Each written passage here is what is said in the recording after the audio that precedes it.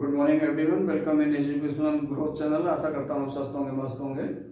आज इस सेशन में हम सीखेंगे multiple choice question. Third poem a tiger in the zoo, और ये इस पोइम का पार्ट 2 वीडियो है। इसमें स्टेंजा है, he should be lurking in shadow sliding through long grass near the water hole where plum deer pass. इसमें पहला question raise हो रहा है, हु इज ही। यहाँ पर ही कौन है? पहला ऑप्शन दिया हुआ है थीफ, टाइगर, और सी गार्डनर, और डी वाटरमैन। अब यहाँ पर थीफ ये भी रिजेक्ट है, क्योंकि यहाँ पर टाइगर की बात हो रही थी। ही जो है वो टाइगर के लिए आया है, तो यहाँ पर बी वाला ऑप्शन करेक्ट है। और बाकी ये सी एंड डी ये भी रिजेक्ट है। सेकेंड क्वेश्चन है, the words lurking and sliding describes, कि यहाँ पर जो इस स्टेंजा में वर्ड लर्किंग और स्लाइडिंग जो है ये किसको बता रहा है? यहाँ पर पहला विकल्प दिया है जॉय, ये भी रिजेक्ट है। जॉय मीन्स आनंद। एंगर, क्रोध, ये भी रिजेक्ट है। सी साइलेंस यानी कि शांति, ये भी रिजेक्ट है। और यहाँ पर डी ऑप्शन है मूवमेंट। मूवमेंट मीन्स होता है हरकत करना या एडवांस करना, तो इसलिए यहाँ पर डी ऑप्शन सही है।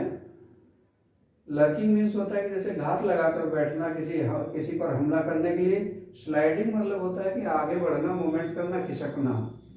थर्ड क्वेश्चन है, the tiger does not want to be seen by, और चीता जो है वो शेर जो है वो किसके द्वारा देखा नहीं जाना चाहिए चाहता है, किससे अपने आप को छुपाता है?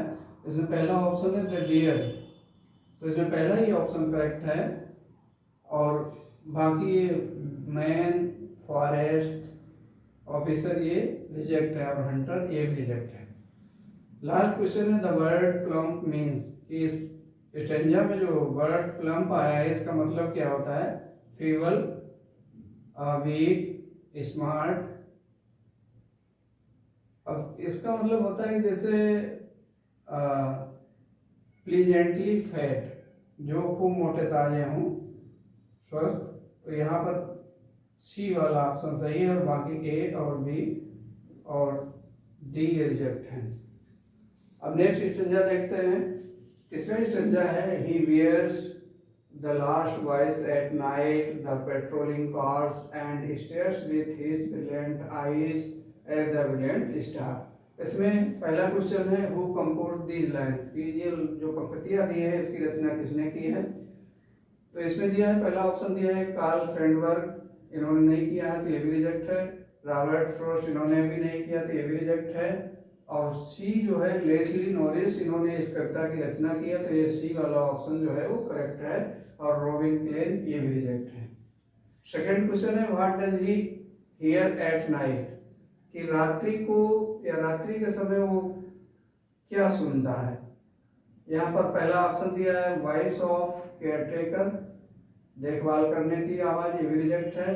Last voice of patrolling cars, तो इसमें पोएम में दिया गया है, आप देख सकते हैं, he hears the last voice at night the patrolling cars, तो इसमें ऑप्शन सही हो जाएगा, बी वाला ऑप्शन करेक्ट है। और बाकी है सी एंड डी ये रिजेक्ट है।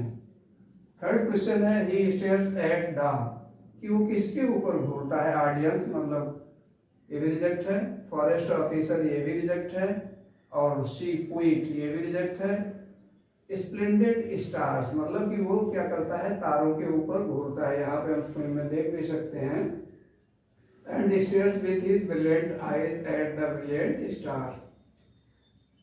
लास्ट क्वेश्चन है, ही हियर रेफर्स टू, तो यहाँ पर ही जो है वो किसको संदर्भित करता है, या ही किसके लिए आया है?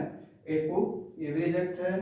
बी पोइट ये भी रिजेक्ट है। और सी, यहाँ पर टाइगर की चर्चा हो रही है, तो ये ही जो है वो टाइगर के लिए आया, इसलिए C option is correct and D option incorrect, तो ये भी रिजेक्ट हो जाएगा।